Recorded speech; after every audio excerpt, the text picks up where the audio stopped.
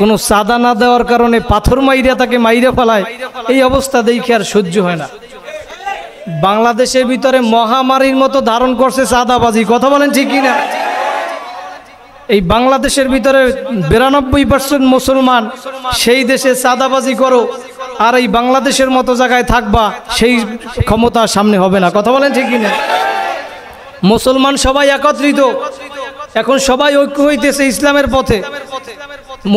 আমজনতা সাধারণ মুসল্লিরা বলে হুজুর আপনারা এখন, আমরা আপনাদের পক্ষে আছি, কারণ মানুষ সবাই সচেতন। এই পর্যন্ত 53-54 বছর এই পর্যন্ত কম দেখে নাই মানুষ, ঘুরে ফিরে আবার যেই সেই, কথা বলেন ঠিক কিনা? সামনে ক্লিয়ার হয়ে যাবে কারা ইসলামের পক্ষে কারা ইসলামের বিপক্ষে, কারণ উলামায়ে কেরাম সবাই একত্রিত, যত দল আছে সব এক হইতেছে।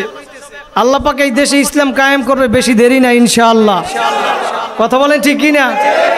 ক্লিয়ার হয়ে যাবে তুমি ইসলামের পক্ষে না ইসলামের বিপক্ষে।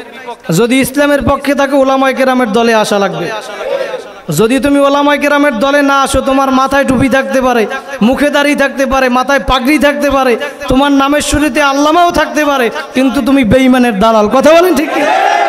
কোনো দালালের জায়গা বাংলার জমিনে হবে না, ঠিক কিনা? আল্লাহ পাক বলে আমি ধরি না ইন্না বাদশা রাব্বিকা লাশাদীদ, আমার ধরা বড় শক্ত ধরা, কি ঠিক না? এই জন্যই বাংলার জমিনে আল্লাহ পাকের হুকুমত কায়েম হবে। আমরা চাই কি চাই না? সাদাবাজ মুক্ত দেশ চাই আমরা, কথা বলেন ঠিক কিনা? কারা কারা নারায়ে তাকবীর? আল্লাহ পাক কবুল করুক, বলেন আমিন। আমাদের